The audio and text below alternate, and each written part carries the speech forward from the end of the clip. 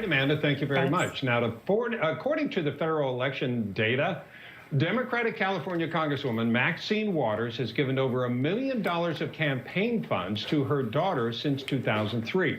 Reports say $250,000 of that money came from the most recent election cycle. So are her actions legal? And at the very least, should this be considered unethical? Joining us now to weigh in, former GOP congressional candidate Joe Collins. We should mention, ran against Maxine Waters. So, Joe, maybe you know the laws better than we do, but why is that allowed? It sure doesn't look right, does it? Well, I'm not sure if it looks right or not. I know that Karen Waters has been running Maxine's campaign for a very long time, and she's paid her a lot of money. Is it distasteful? Absolutely. Is it illegal? I don't think so. But I wouldn't do it over $1 million. And that span of time, I know she gave her $250,000 whenever we ran against her in this election. We actually made her spend up all her little bit of money to run against me as a no-name candidate. But, I don't blame her. I would have did the same thing if I needed to win, if I was desperate to win. But, Joe, we also know that there was this 2004 report, and I'm going to look down at this to make sure that I get the numbers right. This report that came out in the Los Angeles Times that said that there were various members, not just her daughter, who had received over $1 million during the previous 8 years prior to 2004. So this is something that she's been doing for a period of time. Yeah, she's a definite hustler. She knows how to hustle that money to her family. The crazy part about it is her motto for her campaign is, "I fight for all of you," and I'm still trying to figure if she's fighting for people to stay in poverty or, what is she fighting for? She's fighting for people to give her money so she can give to her family. But it's definitely cause for concern. That's why it's important for everybody to support our campaign. We are running again in 2022. Donate so we can knock her out early. I want to make Maxine and the rest of the Democratic Party drain all their money on my race in order to help defend Maxine as she loses this seat in 2022.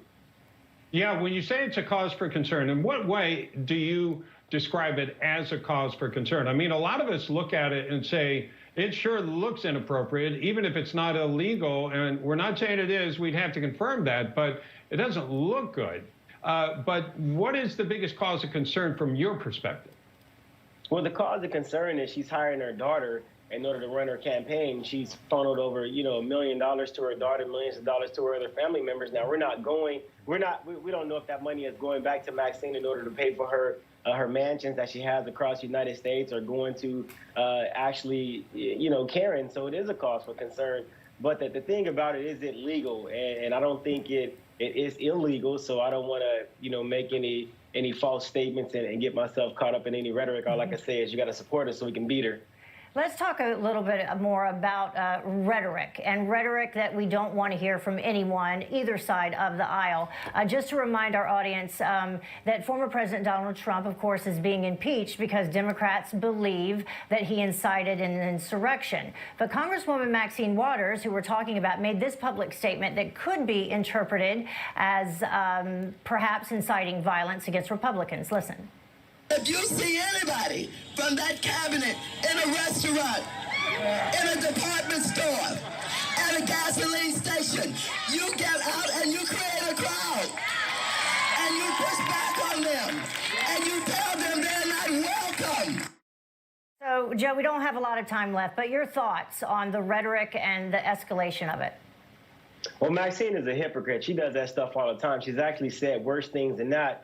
And she actually sent people to our events with guns to try to intimidate us. That's why I support our law enforcement.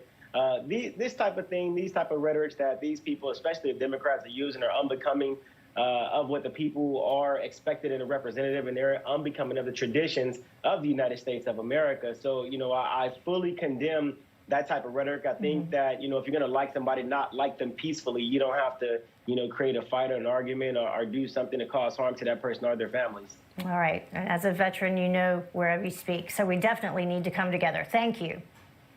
Thank you. Thanks, Joe.